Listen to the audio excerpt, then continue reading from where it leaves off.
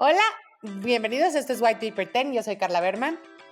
Hola Carla, yo soy René Lankenau y mi mail, porque recibí un mail de una persona quejándose que dice que no hemos dicho nuestros mails en las últimas 2 semanas. Mi mail es ¿Cierto? rene@whitepaper.mx. ¿Y el tuyo? Y el mío es carla@whitepaper.mx. Les juro que no saben cómo disfrutamos cuando nos mandan mails. O sea, los screenshoteamos y nos los compartimos y nos damos champú de cariño, así de, ya ves, sí, alguien nos escucha. Sí, bueno, y también me regañan a mí o te regañan a ti, pero Sí, de sí, hecho sí. los de las últimas 2 semanas han generado bastante. ¿Sabes qué me gustó? Ya ves que la semana pasada hablamos también del tema de Aeroméxico y del Sí, IPO. Y una persona me escribió para explicarme todo el proceso de Chapter 11 de Aeroméxico y cómo funcionaba, porque te acuerdas que dije que yo no lo entendía bien y me lo sí, explicaron muy sí. bien. Otra persona me mandó un podcast donde entrevistan a Andrés Conesa, en donde yo nunca lo había escuchado y ya lo escuché y me pareció súper interesante. Entonces, claramente hay A mí mi una. esposo me escribió a regañarme que cómo no sé que Andrés Conesa trabajaba en Hacienda y que entonces Aeroméxico era del gobierno y entonces lo mandaron desde ahí, entonces ya también Sí, lo sé. sí, Entonces sí, aprendemos. es Definitivamente aprendemos tú y yo haciendo esto, ¿no? muchísimo, muchísimo. Bueno, ¿qué traemos para el día de hoy? Okey, empiezo yo. Un deal poco usual en México. Seguramente habrán visto que Vinte, esta viviendera, que tiene una historia interesante porque es una empresa relativamente joven, Sí, está comprando a Haber, que Haber es una viviendera de Monterrey, de las más grandes en México, de las que construyen más casas en el país. Y está interesante porque son empresas públicas, ¿no? Una comprándose a la otra y no vemos tanto así. Ahora, o sea, hay es varios. decir, una fusión en todo el sentido de la palabra, ¿cierto? Bueno, o una adquisición, no sé. No, es una adquisición. Al final del día llega Vinte y está sacando a los socios de Haber, que parte del deal es por eso, porque Haber es una empresa, y ya hemos hablado aquí en el podcast, que tiene de socios a fondos de private equity que necesitan salir, ¿verdad? En algún momento cumplen su ciclo y necesitan regresarle los fondos a sus inversionistas. Haber, si no me equivoco, estaba ya bajo el control de varios fondos de private equity y pues ya le llegó el momento. Yo creo que el momento le había llegado desde antes, ¿no? Pero seguramente entre la pandemia y cosas no había sido el momento de vender y pues finalmente llegan a este acuerdo. Por lo que leí, como que primero se pone de acuerdo Vinte con el grupo de control de Haber, que tenía como el 65%, y ya con eso hacen una oferta pública al mercado para comprar las acciones a un sobreprecio. Es un deal de mucho dinero, pero no tan grande como yo hubiera creído, considerando el tamaño de las empresas, si no me equivoco, algo así como 4,500 millones de pesos. Y más porque son dos de las empresas de vivienda más grandes en este país. Hablé con muchas personas que están en la industria, pues hay de todo tipo de opiniones, quienes dicen que pues, están comprando muy barato, 20, pero pues eso era por la presión de los fondos de salir. Hay quien dice que no, que es muy justo. Aquí hay varias cosas en particular que aprendí yo esta semana, ¿no? Uno es que Vinte es una empresa, pues como decía ahorita, joven, de 20 y poquitos años, que empezó realmente de cero, que es un equipo de personas que jalaban en Urbi, entiendo que de Mexicali, de hecho, pero originarios de Mexicali, pero basados en la Ciudad de México y construyendo alrededor de la Ciudad de México y luego por todo el país, y que como que ha tenido una trayectoria muy ambiciosa en el buen sentido, o sea, constantemente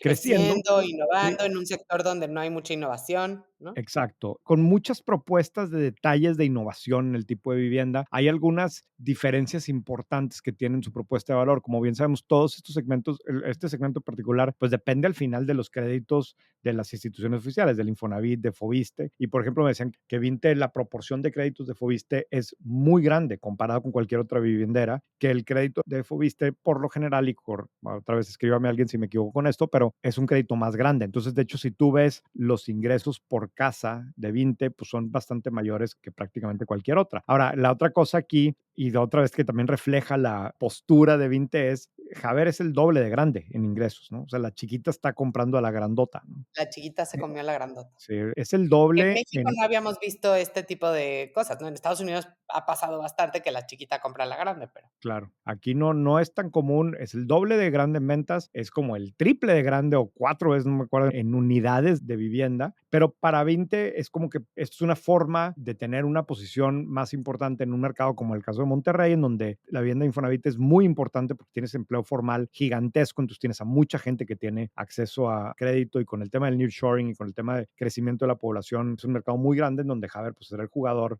pues, no sé si el dominante, pero un protagonista definitivamente y con esto pues pone un pie aquí, ¿no? Ahora, otra persona me decía, o sea, un poco de las críticas era el tema del precio. Otra crítica es, oye, es que realmente no hay tantas sinergias. O O sea, a partir de un cierto tamaño de vivienderas, pues sí, hay algo de sinergias arriba, pero no hay tanto que vayas a poder capitalizar, aunque por otro lado, pues sí te conviertes en no en el más grande de México, pero en uno de los más grandes de México y pues eso también te da más peso y más poder de negociación en cuando aplica. Y sí hubo una persona que me dijo cómo se atreven a hacer un deal de este tipo antes de las elecciones. Si gana Claudia va a ser un Ay, qué desastre hater, todo. Pero hater es un tu poco amigo. también, pues es que si te pones a ver la historia de México siempre, y ya lo hemos mencionado también antes, ¿no? Antes de las elecciones nadie hacía nada por el riesgo de lo que podía pasar, pero aquí por otro lado estamos viendo cada vez más que los empresarios dicen, oye, yo tengo que jalar, ¿verdad? Pase lo que pase y estamos partiendo de la base de que sí hay riesgos, pero incluso un segmento como este que depende tanto al final del día porque por los permisos, por obviamente aquí el acceso a crédito, de lo que pase en el gobierno, pues como quiera necesitan seguir adelante, ¿verdad? Yo lo que destaco de esto es justamente eso. O sea, estamos en un año de elecciones, además unas elecciones que por lo menos a juzgar por los Instagrams de toda la gente que sigo, pareciera que es la elección que va a determinar el futuro de este país. Y por el otro lado, si te fijas, en lo que va del año ya salió a la bolsa tiendas 3D en Estados Sí. Unidos. Televisa hizo un movimiento interesante que sacó a la bolsa un consorcio que incluye el Estadio Azteca y el América y sus casas de juego. A una que no es una compañía mexicana, pero tiene una presencia importante en México, salió a la bolsa en Estados Unidos. Y ahora tenemos una adquisición de una empresa pública a otra empresa pública. Y yo creo que eso es lo que necesitamos de verdad en la comunidad de negocios de este país. Como tú dices, seguir adelante y que, pues sí, habrá que adaptarse y siempre hay reformas con cada cambio de gobierno que te tienes que adaptar y unas te van mejor y unas te van peor, pero a mí me parece que eso habla de la madurez del ecosistema empresarial en México Sí. y también de cómo México ya en los ojos de otros países no depende de un ciclo electoral, porque tú lo traías en White Paper hace poco, que decía que va a haber varias IPOs todavía en lo que resta del año mexicanas y que cuando vas en los roadshows reciben cero preguntas acerca del el impacto que va a tener la elección. Del tema político. La semana pasada pusimos una encuesta en White Paper. ¿Qué tanto crees que impactará en los resultados de tu empresa los resultados de la elección presidencial? ¿No?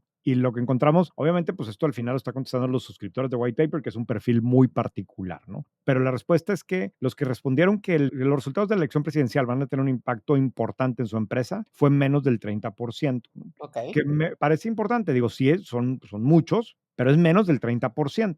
El 35% respondió que algo podrían impactar, el 26% que poco y el 11% que nada, ¿no? Entonces, Sí, sí. digo, Otro dato que se me acaba de venir a la cabeza es también hablamos hace poco de las inversiones multimillonarias que están haciendo empresas de todo tipo, sí. extranjeras, digamos, en México, como Mercado Libre, como Tesla, como Toyota, y que también parece importarles Bueno, Tesla cero.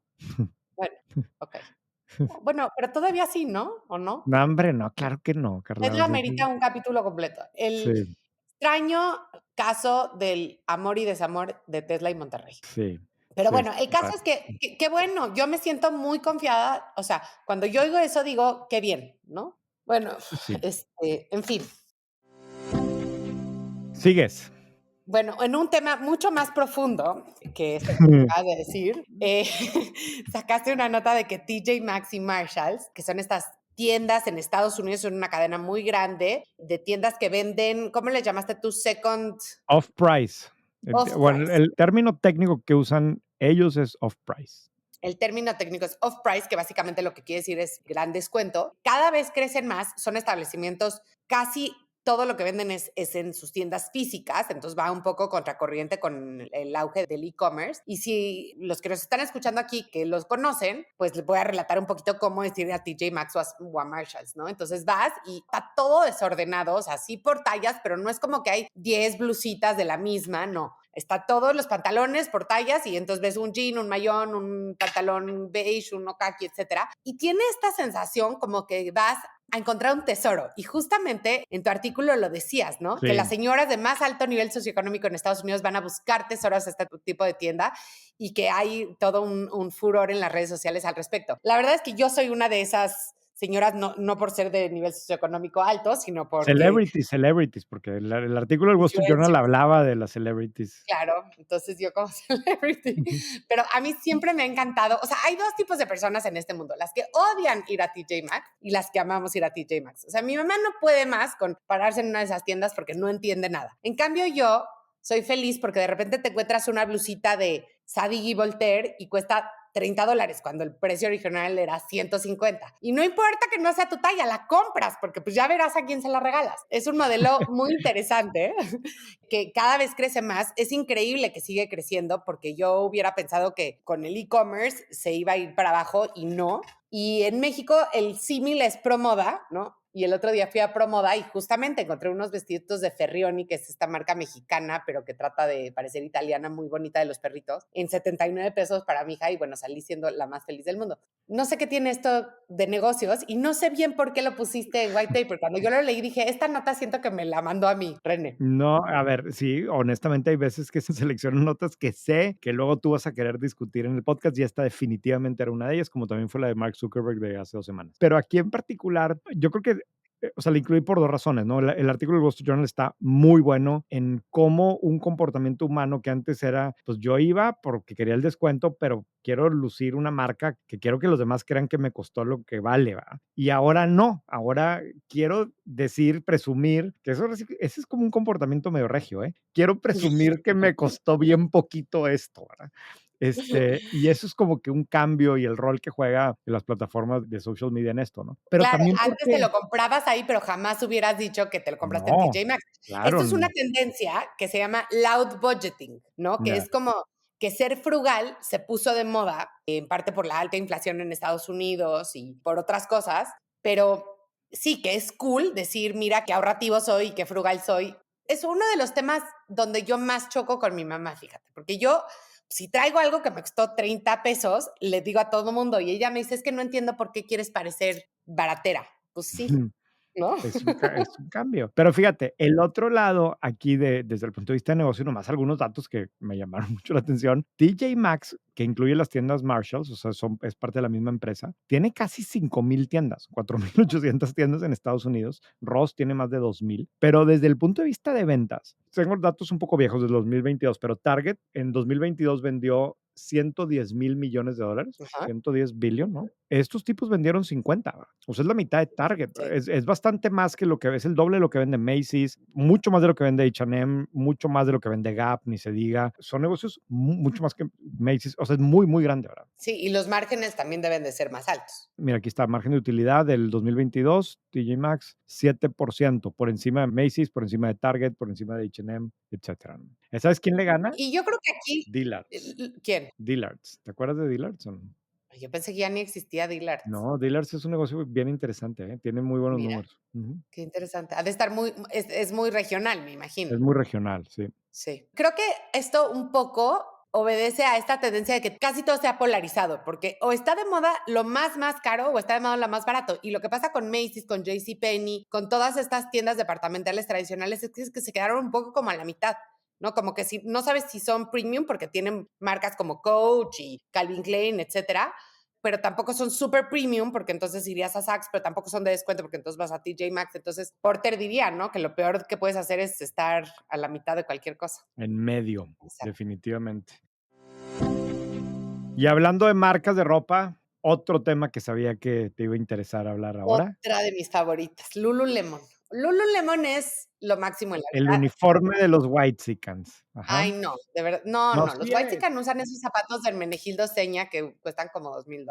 Sí, el triple stitch. Sí, O sea, exacto. sí, el triple stitch, pero también los pants Lululemon, el termo Stanley y la gorra Halo, ¿no? Qué barbaridad.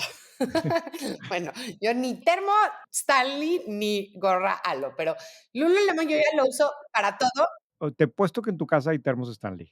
Sí, obvio, aquí las O niñas que les sea, gusta gastar su y no domingo al uno, hotel, ¿verdad? Sí. Ujú. pero no hay gorra Halo. Pero bueno, pero el punto es que Lululemon, la verdad es que sí yo siento que precio-calidad es una gran marca y es una marca de culto y además cada vez más tienen ropa que no es solo de ejercicio. No sé qué tanto tú uses ropa de vestir de Lululemon, aquí en Ujú. esta casa se ha puesto de moda, pero lo interesante es que en México, que ya cuentan con El uniforme de los Whitexicans, perdón. déjame ver que en México tienen 15 tiendas en nuestro país y que son operadas por un consorcio que se llama Exalta y acaban de anunciar que, digamos, en los headquarters de Lululemon van a recomprar las 15 franquicias que tenían en México. Esto es bastante interesante. ¿Por qué no nos platicas por qué las van a recomprar? Sí, digo, para mí fue sorpresa, yo no sabía que no eran de Lululemon, que eran como una especie de franquicia donde había un operador aquí, que al final es el modelo que usa Axo, ¿no? Para todas las marcas Claro. que tiene y como que es muy común para este tipo de marcas realmente llegar con un operador local, que es al final el dueño de las tiendas y el que se encarga. Me imagino que es el que tiene el P&L de la tienda como tal, ¿no? Pero en este caso Lululemon lo está comprando y me explicó una persona que está en el segmento que este tipo de situaciones suceden precisamente porque están buscando hacer como real el tema de omnicanalidad, porque en el momento en que Lululemon Estados Unidos empieza a ofrecer delivery en México de sus productos, pues resulta que te cuesta más barato comprarlo online que comprarlo en la tienda y comprárselo a la empresa americana versus a quien tiene el derecho de comercializar la marca aquí y eso pues genera entre malestar y problemas o malentendidos, entonces pues Fricción. sí, fricción, entonces al final pues hace más sentido en estos casos ya que sea la misma empresa. O sea, si quieres que la experiencia de compra omnicanal sea la misma en los diferentes canales, pues como que tiene que estar la misma empresa detrás de los diferentes canales, ¿no? Sí, y esto va además más allá, porque sobre todo estas tiendas que sí, su modelo de negocios está muy basado en la compra recurrente y en los programas de lealtad. Entonces, quieres que el programa de lealtad pues sea cross-border, ¿no? Que tengan las mismas condiciones. Entonces, está, la verdad, muy interesante que las van a no sé, ¿cuál sería la diferencia de refranquiciar? No, no, Bueno, no tengo de idea franquiciar. sí, Las van de a cuál es el defranquiciar. término. Y también Sí. interesante que, que dijeron que México creció 33%. No, México no, no, no. Ah, No, no, no. nunca individualizan los resultados de los países fuera de Estados Unidos, pero lo que sí, y eso es un buen punto creo que el que querías hacer, es como las ventas de los países que no son Estados Unidos y Canadá están creciendo mucho más rápido que las ventas de los países originales, ¿no? Entonces, pues aunque Perdón, son tienes razón. poquitas tiendas las de México, pues están creciendo más que seguramente muchas de las que tienen Estados Unidos, ¿no? Y también el presidente de la marca dijo que México sigue siendo un mercado emocionante para Lululemon. Y acuérdense que nada de lo que se dice en las llamadas con inversionistas es casualidad, ¿no? Entonces, si lo dijo es porque seguramente planean invertir más, lo cual me encanta la idea. Sí, no sé, se me hace que fue un comentario polite, pero, pero, o sea, a ver, sí hay un mercado, claramente hay un mercado para eso y tiene potencial y para mí el mensaje interesante es esta necesidad de uniformar o de ser una sola empresa para poder dar una experiencia única. Y creo que la segunda vuelta de tuerca de eso es cuál va a ser el futuro, sobre todo para este tipo de marcas. O sea, ¿se van a acabar los negocios de franquicias? No sé, ¿no? No, no creo porque al final juegan un rol, o sea, si tú eres una marca, vamos a poner, digo, este caso ya está muy grande el Lululemon, pero si tú imagínate que eres una marca, otra marca Whitexican, Aritzia, que seguramente en Sí. tu casa hay prendas de Aritzia. Aritzia en algún momento va a decir, oye, quiero ir a México, pero hijo, no conozco ningún mexicano, no sé en qué calle me tengo que poner, no sé cuál es la clave de atender a los empleados, de dónde los voy a reclutar. Pues mejor me asocio con alguien que ya maneja este tipo de marcas y que tiene un chorro de tiendas y que sabe cómo operar el día a día y hacemos un acuerdo para que me represente, yo le vendo los productos y ella los vende y pues tiene un valor, ¿no? Eso hasta que llega un momento en donde, es más, mira, Carla, si te pones a pensar los hoteles, al final del día, en los hoteles siempre hay un socio operador local Claro, y hay una operación centralizada de la marca y quizás de las reservaciones. Entonces, sí hay la forma de encontrar sí, cómo tienes manejarlo. razón.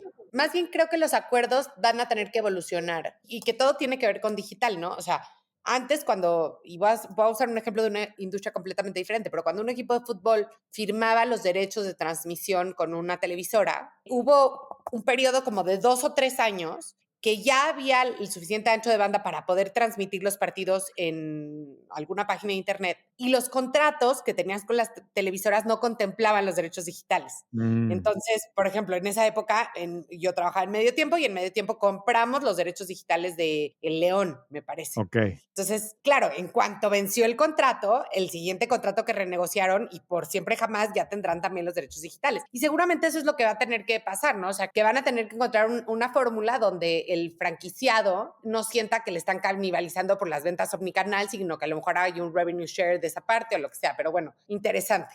sí, definitivamente. Yo traigo otro tema aquí, digo, es muy breve, pero también salió en el Wall Street Journal hace unos días y lo destacamos en White Paper, de cómo el famoso paquete de compensación multibillonario de que le dio Tesla a Elon Musk en el 2018, que luego un juez hace poco lo echó para atrás y que ahorita lo quieren, que no me acuerdo cuánto daba, pero 50 billion, ¿verdad? O una cosa así insólita. Antes de eso, había habido solamente 9 casos de CEOs del S&P 500 que los planes de compensación superaban los $50 millones. 9 casos. Sí. Después del paquete de Elon Musk en el 2018, el número de paquetes de compensación de más de 50 millones aumentó a al menos 36 planes, ¿no? De 9 a 36, ¿no? Que claro, podremos decir, bueno, pues también es que la evaluación de las empresas se ha disparado muchísimo y el precio de las acciones, pues en los últimos 3 años ha sido una locura. Y como es al final muchos de estos planes, su principal componente son acciones y stock options en diferentes formatos, pues ahí está reflejándose. Pero yo creo que también aquí, y el artículo de lo que se trataba es un poco cómo vamos como que rompiendo esas barreras y, oye, pues si aquel, que es el famoso ejemplo, ¿no? Del platillo que pones en un restaurante que cuesta $1,000, ¿no? Que nadie lo pide, pero ya el que existe un platillo así te permite subirle un poco el precio a todos los demás, ¿no? De cómo juega en la cabeza el que exista una cifra tan desproporcionada y tan alejada de todo lo demás y cómo eso ayuda a ir aumentando los sueldos. Y este es un fenómeno, pues, que pasa en todos los sectores, ¿no? O sea, no sé, es el fenómeno como de copycat, ¿no? Que todo el mundo empieza a creer que es normal que una empresa tan grande gane tantos sus CEOs, pero lo mismo podríamos decir para cuando empiezan a viajar más, o sea, antes nadie viajaba de placer en avión los fines de semana quizás, y entonces ahora como cada vez más gente lo hace, uno piensa que es normal. Hay un bias que se llama eso, que es como, no es confirmation bias, hay un término Sí, sí, interesante de sí. cuando ves que mucha gente a tu alrededor está haciendo algo que, Normaliza. exacto, Mm. normaliza el comportamiento. Le preguntaba a René antes de entrar a grabar que si sabemos cuánto ganan los CEOs de las empresas mexicanas y no lo tenemos a la No. mano, pero va a ser interesante ver si es Que nos que busque que nos busque algún headhunter para chismearnos. sí, sí, chismeros. Sí, debe ser un fenómeno raro, porque si nos centramos en las empresas más grandes, ¿no? Como al final las empresas más grandes en México, con alguna excepción, pues, siguen siendo empresas familiares, ¿no? Entonces, pues eso también le mete un comportamiento diferente. Me da curiosidad. Habrá que investigarle un poco más de cómo se comportan estos paquetes de compensación, también en la medida en que se quieren hacer más institucionales y demás. Dudo yo que exista estos formatos que se han popularizado en Estados Unidos en donde el CEO realmente gana decenas de millones de dólares, ¿no? Por más grande que sea la empresa, porque hay muchas empresas en Estados Unidos en donde los CEOs ganan millones de dólares, pero no ese tipo de sueldos, ¿no? Que este tipo de sueldos están más relacionados a veces a los hedge funds y a empresas de tecnología, etcétera, pero no pasa en todos lados. Mira, lo que yo pienso siempre es que todo se tiene que ajustar al tamaño del mercado, ¿no? Entonces, si el CEO que más gana en Estados Unidos gana $50 millones y la economía de México es 25 veces más chica, quisiera decir que en México debería de ganar $2 millones el CEO Sí, mejor pero pagado, no. ¿no? No creo que sea así, ¿verdad? O sea, y yo sí creo que identifico CEOs que deben de tener planes de compensación de más de $2 millones. No es directo, ¿verdad? La cosa, pero no sé, mira, yo creo que sería padre que un experto nos explique. Entonces Sí. ahí, Carla arroba whitepaper.mx o René arroba whitepaper.mx. O si usted es un CEO y tiene la imperante necesidad de compartirnos su compensación, también lo puede hacer. O al menos Bueno, cómo está y estructurado. sí, sí. Y hablando de no CEOs, pero los que hacen que los CEOs ganen mucho, de los trabajadores de línea, sacaste esta semana dos notas que me llamaron, bueno, ya dijimos que no vamos a decir que me llaman la atención, dos notas sobre cómo hay una escasez de mano de obra calificada en ciertos Ah, sectores. sí, Entonces, sí. Toyota en su planta de Tijuana dejó de operar 19 días para los ingenieros industriales, ingenieros mecánicos que nos escuchen. O sea, 19 días es una barbaridad, Ujú. ¿no? Parar una línea de producción de 19 días es muchísimo y las pérdidas en millones de dólares deben de ser altísimas porque no tienen suficiente personal calificado para operar la línea de producción. Y en otra Y sus proveedores. Ajá, y en otra nota hablabas de que en México hay una demanda no satisfecha de 50,000 choferes de transporte de carga, porque además, y eso me pareció muy interesante, dado que este problema no es solo de México, también es de Estados Unidos, si tú eres un chofer de transporte de carga con la licencia correcta, es relativamente fácil tramitar una visa de trabajo para Estados Unidos y que te vayas allá y te contraten. Entonces, seguramente los sueldos son mayores. De por sí hay escasez, pero además de los que sí hay, muchos se van para Estados Unidos. Entonces, muy interesante entender que sí parece como que hay una demanda muy fuerte de trabajadores de línea calificados, ¿no? Ya sean choferes de transporte de carga, trabajadores de manufactura, y cómo los vamos a satisfacer, porque hablamos mucho de cómo necesitamos que generar muchísimos ingenieros en México, pero yo he oído poco de cómo podemos generar operadores. ¿no? Sí. Y aparte es un tema que se está, fíjate, y lo platicamos el día que la vez que hablamos de inmigración también, que está muy diferente por regiones, pero claramente en las regiones en donde estamos teniendo más crecimiento, pues hay mucho mayor necesidad de este tipo de temas. A mí el tema del transporte en particular, y por eso puse esa nota, creo que no le hemos puesto suficiente atención y lo delicado que es para el crecimiento que tiene el país, porque al final toda fábrica que se instale, pues necesita alguien que le mueva su producto y que le lleve su producto. Y eso, si de parte le metemos la variable de los retos de infraestructura, es una vergüenza, por ejemplo, la empresa que tiene concesionada la autopista entre Monterrey y Saltillo, es una autopista cortita, ¿verdad? Son 20 minutos realmente, pero tiene un sistema para abrir la pluma de estos que no puedes creer lo malo que es, lo mal que funciona, las filas que se hacen. Digo, si a mí me afecta como alguien que quiere simplemente pasar de ahí porque quiero ir al transporte, que tiene que llevar un producto, que tiene que llevar los componentes para fabricar algo, le toma más tiempo. Y claro, ahí, pues no sé, la Secretaría de Comunicaciones y Transportes, no sé quién sea el encargado, pero luego ves los resultados y los márgenes que tienen las operadoras de las autopistas en México, no lo puedes creer. Son verdaderamente rentables porque no le invierten a nada de esto y pues nadie se lo está exigiendo, ¿no? Y a mí este caso me impresiona de lo abandonado que está y lo obsoleto, y lo vemos luego eso cómo también repercute, en regresando al tema del transporte, al que menos gente quiere manejar camiones, ¿no?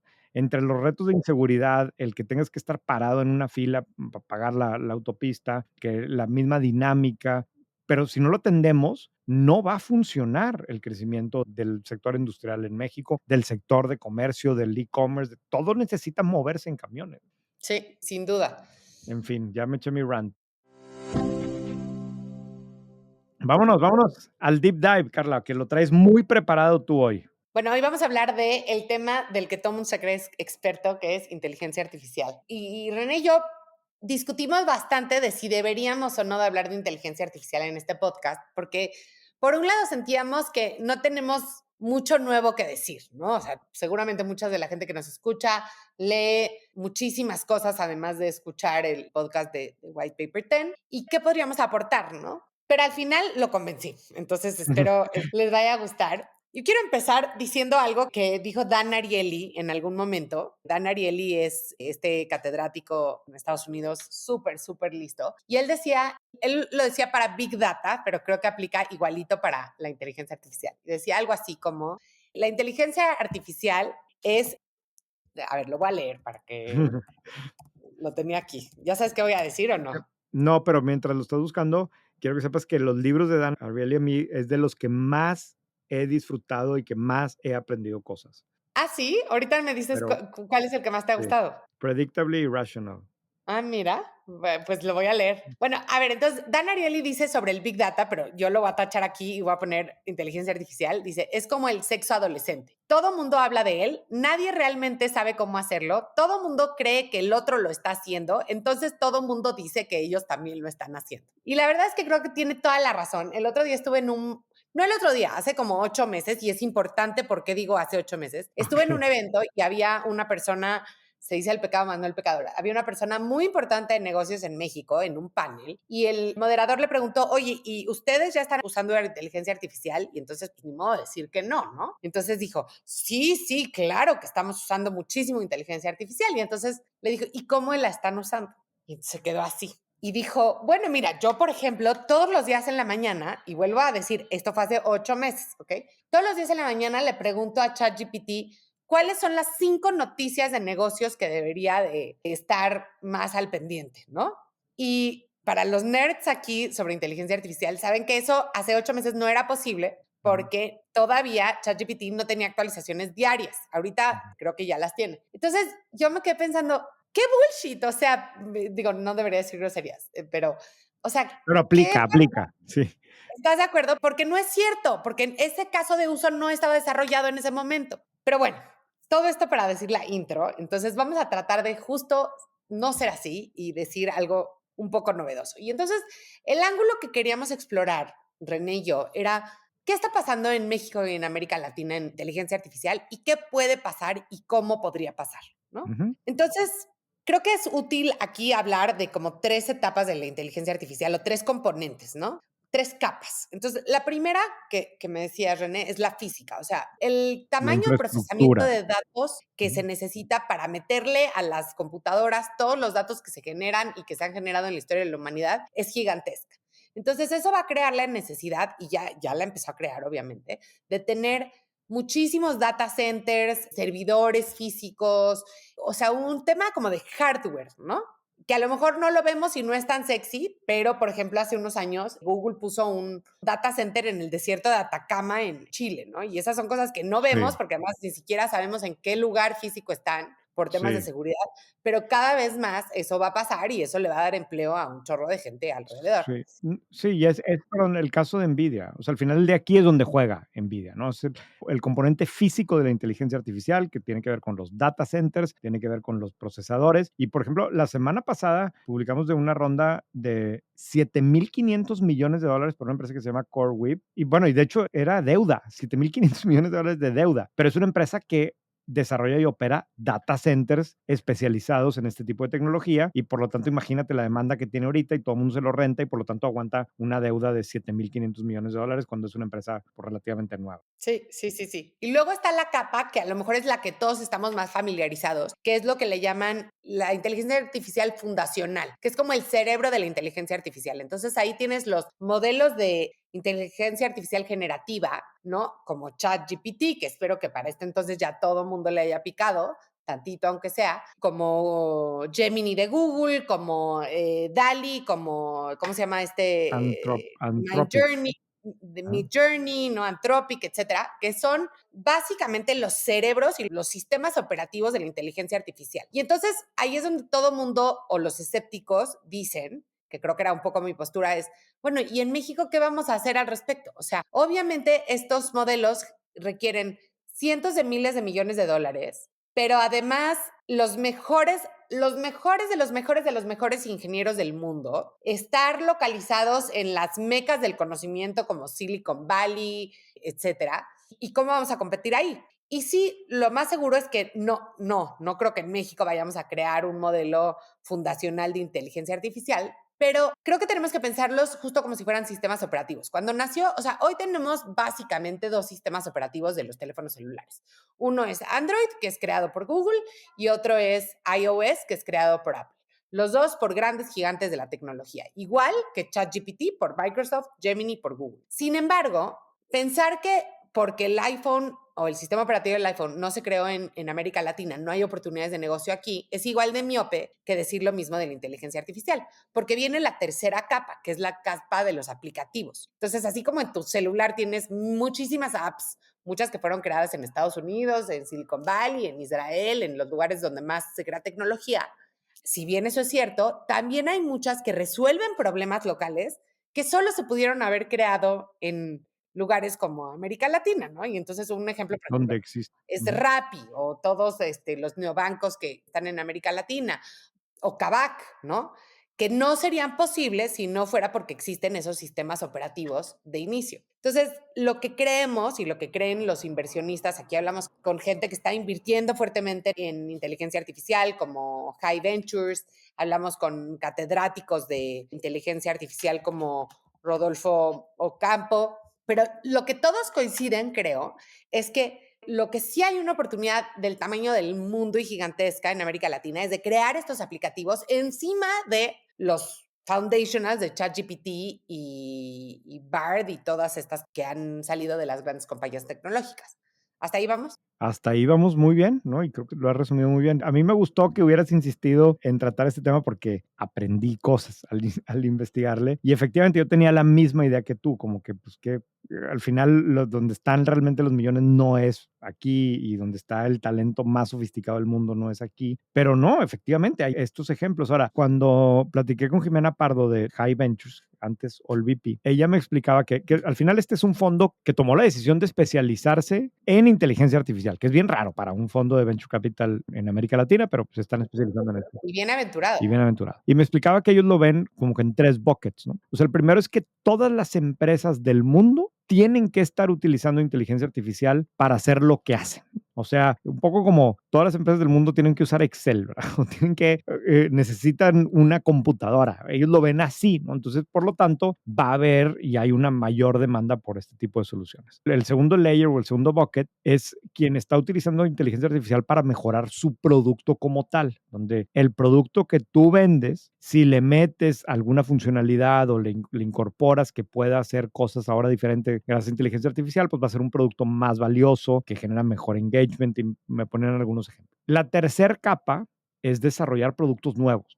Ahora sí, que se pueden crear gracias a que existe este tipo de tecnología. Y decía, en los tres buckets hay oportunidades en un país como México, en una región como América Latina, y se están construyendo en Latinoamérica algunos productos interesantes. Me tocó, de hecho, hice entrevistas con algunos emprendedores que están construyendo ya este tipo de empresas. Por ejemplo, el caso de Diego Solórzano, que coincide que era el socio de Jimena antes en Carro, ¿no? Y Claro. ahora está encabezando una empresa que se llama Auba, en donde lo que ellos desarrollaron es una, fíjate, está bien creativo, ¿eh? Pero es una A solución ver, le estoy aquí dando clic. para quienes se dedican a exportar o importar productos. Resulta Ah, claro, que su socio es Françoise Labertune, ¿no? sí, claro, que François tiene Sí, toda claro, la experiencia del mundo en supply chain y en este tipo de claro. cosas, ¿no? Y Diego tiene una maestría en inteligencia artificial en Stanford y trabajó en una empresa en Silicon Valley en inteligencia artificial y entonces se regresa a México y arranca esto, ¿no? Y entonces lo que me explicaba es que, a ver, es tan complejo el tema de importar cosas, que lo que ellos están haciendo es que conectan toda la información que hay detrás de este tipo de comercio de transfronterizo y le permite predecir en dónde va a haber un problema, ¿no? Desde cosas tan básicas como decir, oye, todo este cargamento que viene para acá no trae completa esta papelería porque ya revisó el sistema todo, entonces pues necesita resolverlo antes de que llegue al puerto porque si llega al puerto se va a retrasar más, hasta un tema en donde, oye, se cayó el puente en Baltimore y entonces tu cargamento tiene que moverse para otro lado. Estas son las alternativas. Entonces, lo que ellos prometen es que esto va a agilizar muchísimo y a ser más eficiente y simplificar el trabajo de todos los que tienen que mover contenedores de un lugar para otro. Y está padre cuando ves cómo están construyendo una empresa en donde dicen, sí, pues el equipo de desarrollo está en Nueva York, pero porque no conseguía a la gente aquí, pero consiguen el financiamiento, en este caso más de 10 millones de dólares, para crecer una cosa de este tipo, en donde ya hay empresas mexicanas que lo están implementando, ¿no? Entonces, sí, pues no, México no parece que está, el ecosistema emprendedor mexicano no parece que está metido en el núcleo de la inteligencia artificial y pues no iba a ser así, pero tampoco significa que no tiene nada que ver. Sí hay oportunidades que pueden terminar siendo oportunidades valiosas e interesantes, sin tampoco querer pues, como que sobredimensionar lo que pasa con estas tecnologías, ¿no? Claro. Para mí, Carla, yo tengo un ejemplo personal que yo lo he usado varias veces, pero que en mi casa es todo un tema de burla con mis hijos. Pero hay un artículo que por ahí ¿Ellos lo se tengo. burlan de ti o tú de ellos? Ellos se burlan de mí, que cómo voy a burlar yo de mis hijos.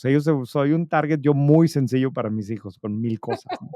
Pero este en particular es porque hay un Porque lees artículo, el Texas Monthly para empezar. porque leo el Texas Monthly, pero no, ese no, porque hay un artículo que por ahí lo debo de tener guardado de algún periódico importante americano, en donde el título era que Ford iba a vender autos sin volante para el 2020 o algo así. Entonces, Sí. desde que mis hijos estaban chiquitos, yo siempre les decía que ellos no iban a aprender a manejar nunca, ¿verdad? No te puedo creer, o Porque sea, te juro que yo igual, porque aparte la primera vez que fui al headquarters de Google, que fue yo creo que en 2013, había un Waymo y nos hicieron una demo y yo tenía en ese entonces pues una bebita de, no sé, 5 años y me acuerdo que regresé a México y le dije a Carlos, porque aparte yo tengo una fobia a los coches porque hubo un accidente en mi familia, etcétera. Entonces le dije, no te vas a creer, ya nunca me voy a tener que preocupar de esto porque el día que Daniela sea grandota, va a poder tener un self-driving car, pero pues entonces sí, quedamos igual de mensos sí, con los hijos y pero yo. yo insistí. Y luego cuando mi primera hija empezó a manejar, bueno, pues la segunda no va a manejar. Ahorita van 4 que tienen licencia de manejar, ¿verdad? Entonces, Qué bárbaro. claramente se burlan ellos de mi hopeful, visión de la tecnología, ¿no? Sí, Y sí, en mi caso, pues, digo, lo que nosotros hacemos en White Paper, pues, en teoría debiera de ser muy valioso el uso de este tipo de plataformas. Y desde que salió sí. hemos tratado de utilizar, y hoy las utilizamos para algunas cosas, pero sí te puedo decir que ha sido más frustración, y te puedo poner algunos ejemplos, pero siempre ha sido como que la primera prueba que haces sale espectacular o crees que está espectacular y ya que le empiezas a rascar tantito, te pongo un ejemplo, ¿no? Esta semana estamos publicando en Margin, que es el producto paralelo a White Paper, que es contenido especializado para el segmento financiero. Estamos recontando la historia de cuando Banorte compró a ICSE, ¿no? Hace más de 10 años. Okey. Es Ah, una qué historia interesante. padre, ¿no? Es una historia padre porque Es una historia triste porque IKSE nos gustaba mucho a los bueno, consumidores. no tienes una idea, o sea, de la nostalgia que genera cuando lo menciono el caso, ¿no? Y es lo mismo, pero es mejor, Sí, ¿no? Y, o sea, realmente tenía un valor de marca bien impresionante ICSI. sí. Pero bueno, mi punto es que para hacer ese artículo entrevisté a varias personas y entonces lo normal para desarrollar el contenido en White Paper es que entrevistamos gente y yo siempre grabo las conversaciones, claro, la persona sabe que la estoy grabando, y luego hacemos una transcripción de las conversaciones, ¿no? Y esa transcripción hemos tratado con plataformas que hacen la transcripción de manera automática y al final yo sigo prefiriendo que una persona lo haga, ¿no? Pero aquí yo tenía prisa, ¿no? Porque me urgía ya redactarlo y entonces busqué una otra plataforma que no había usado yo antes de AI que prometía hacer una transcripción mejor. Le subí la grabación muy larga y me lo tradujo todo, pero lleno de errores que lo hacen pues prácticamente para mí difícil de leer, ¿no? Desde cosas como Van Norte con V, Van Norte, todos los nombres obviamente mal y demás. Ujú. Pero dije, a ver, yo creo que aquí si le terqueo, voy a encontrar la solución. Entonces agarré eso y lo pasé a ChatGPT, a la última versión de ChatGPT, y te juro que yo no podía creer. O sea, me lo empezó a hacer la transcripción perfecta, me corregía. Yo le puse, a ver, esto es una transacción en donde Banorte compró a Grupo X en el 2011. Aquí está la transcripción, está toda messy. Necesito que me la limpies los nombres, las cifras y todo. Te juro, Carla, que yo lo empecé a ver y dije, wow, o sea, ni voy a escribir el artículo, ahora casi que aquí está todo. Pasando el segundo párrafo, te dabas cuenta que no. O sea, como que empezaba muy bien y luego pareciera como que le daba flojera a la plataforma. Se cuenta que hacía muy bien los primeros dos, tres párrafos y luego resumía todo en un párrafo. Y yo, no, ya no hagas eso, quiero que me pongas todo, todo, todo, todo.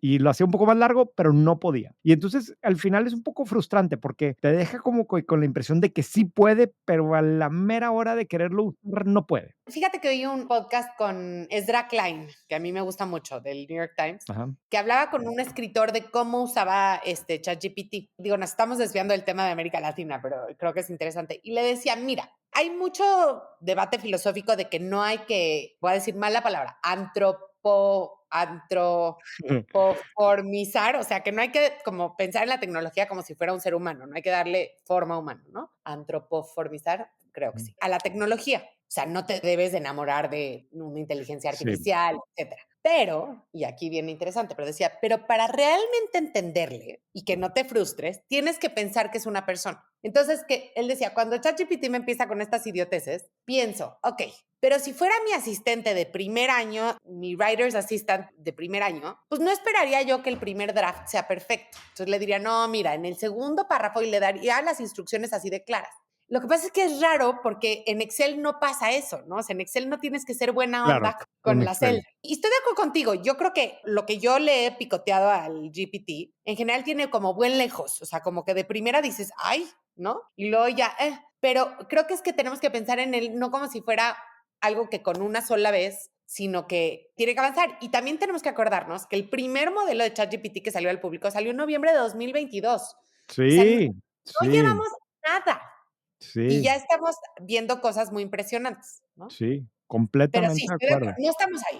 Completamente de acuerdo. Yo creo que nosotros lo vamos a seguir utilizando. Hoy me sirve para hacer el copy en un anuncio que vamos a poner en social media, para cosas muy sencillas. Hoy me Sí, sirve para, no sé, simplificar, para este tipo de cosas incluso, sí. pero tampoco apanicarnos, que ya se acabó todo el mundo, ya todo desapareció, porque los autos todavía tienen volante, ¿verdad? O sea, y no parece como que el tema de autonomía vaya, no sé, yo tengo 5 hijos y la quinta yo creo que también va a aprender a manejar, ¿verdad? O sea, hoy aprendí eso y yo creo que lo mismo va a pasar con este tipo de plataformas, en donde claramente las vamos a utilizar cada vez más, cada vez va a haber soluciones innovadoras a partir de ahí, pero tampoco es que todo va a cambiar para el 2025, ¿verdad? Híjoles, yo aquí no estoy de acuerdo. O sea, no sé si para 2025, más bien, estoy segura que no para 2025, pero sí creo que va a ser de estas cosas que van a ser muy gradualmente y de repente un día va a ser pum, o sea, va a ser como el Sí, fax, que sí, desapareció el fax, ¿no? Así va a sí, ser. Y una de las cosas que me decía Rodolfo Campo, que es un chavo ex Googler que está generando un chorro de contenido alrededor de inteligencia artificial y se los recomiendo, es que el valor está en las interfaces y no le entendía yo. Le decía, a ver, no te entiendo. Me decía, mira, tú tienes un sistema legal, ¿no? Y como tú no eres abogado, no puedes interactuar con el sistema legal. Y entonces lo único que es un abogado es una interfase entre un ciudadano común y corriente y un sistema legal. Y por eso le pagas una fortuna a los abogados. Entonces, lo que tienes que pensar es cuáles son, al pensar en oportunidades de negocio, cuáles son esas interfaces que se van a requerir. Y me explicaba algo que además me cayó el 20, pero no lo había yo pensado así. México tiene una infraestructura de datos bastante sólida. O sea, el INEGI recaba millones de datos de manera muy robusta. Digo, tú sacaste white paper esta semana, recaban hasta cuánta gente visita los museos, ¿no? O sea, que no necesariamente pensamos en México como un país de datos y sin embargo tenemos muchísimos datos. Pero si alguien ha tratado de entrar al INEGI a buscar un dato, es imposible. Primero para encontrarlo y la nomenclatura y el ENOE y el ENOE 2 y el ENOE 3 y entonces tienes que leer el diccionario de datos. Eso es imposible. Luego ya bajas una hoja de Excel que pesa 5,000 millones de gigabytes y la abres y no le entiendes nada. Y entonces imagínate si tuviéramos estos aplicativos de inteligencias artificiales para que, no sé, los bancos pudieran excavar dentro de o ni siquiera los bancos, los restaurantes pudieran excavar dentro de toda la información del INEGI para poder detectar dónde deberían de poner su siguiente sucursal basado en sus ventas, las composiciones demográficas, los crecimientos y cuántos restaurantes hay alrededor en el mismo municipio. Y lo mismo para los propios datos de las empresas, ¿no? O sea, que tú pudieras preguntarle a tu data lake cosas como, digo, no se me, pues, si se me ocurriera, no estaría haciendo el podcast, estaría lanzando una app de inteligencia artificial, pero creo que me gustó mucho esta metáfora de que el valor está en las interfaces y creo que en el futuro eso es lo que vamos a ver. De acuerdo, Carla. Muy bien. Pues bueno, Vamos a las recomendaciones. vamos a las recomendaciones. Me toca a mí y tengo dos. Échalas.